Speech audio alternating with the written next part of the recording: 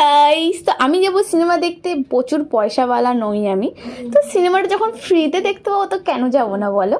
দেখতে গেলে একটু তো সাজুগুজু করা চলেই বল, মেয়ে মানেই তো মেয়েরা তো একটু সাজুগুজু করতে ভালোবাসে নাকি। তো এখানে আমি পরেছি একটা ফুল হাতা শার্ট আর তার সাথে হোয়াইট জিন্স। হাতা শার্টটা পরে একটা বেনিফিটস আছে বলতে পারো, কারণ যখন সিনেমা হলে ঢুকি না তখন কিচ্ছু মনে হয়, বাট আস্তে আস্তে একটু ঠান্ডা লাগে। তো যাই হোক, তারপর আমি এখানে পরে নিয়েছি আইলাইনার, তারপর পরছিলাম আমি মাস্কারা। চোখের কথা তো বোঝা যায় না, আর পরেও বা কি লাভ। তারপর পরছি এখানে আমি একটা ম্যাট কালারের লিপস্টিক, যেটা পরা হয়ে গেলে এখানে আমি ঢং করছিলাম একটা গানে।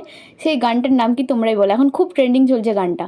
তারপর পরে নিয়েছি সিলভার কালারের কানের, তো সিলভার কালারের কানের জুয়েলারিটা পরে নিয়েছি। বলো কেমন লাগছে, ভালো লাগছে না আবার কমেন্ট করবে ছাপড়ি লাগছে।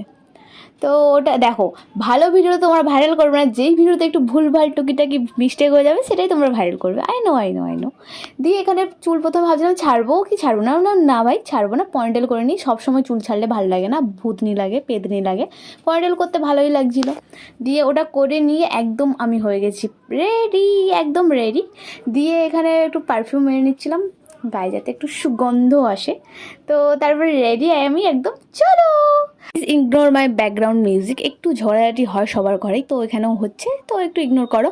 আমি বেরিয়ে পড়েছিলাম অম্বুজা সিটি সেন্টার মলে যাওয়ার উদ্দেশ্যে, তো ওখানেই সিনেমা হল, তো ওখানে যাবো না তো কোথাও যাবো। তো চলে এসেছি অম্বুজা সিটি সেন্টার মল, একটু তাড়াহুড়োতেই ছিলাম বলতে পারো। আমরা ভাবছিলাম হয়তো স্টার্ট হয়ে গেছে, বাট কেউ ঢোকেনি সিনেমা হলে, কেউ এন্ট্রি করেনি, সবাই দাঁড়িয়েছিল।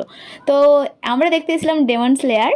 যারা এটার ফ্যান ভক্ত তারাই জানে এটা কি জিনিস।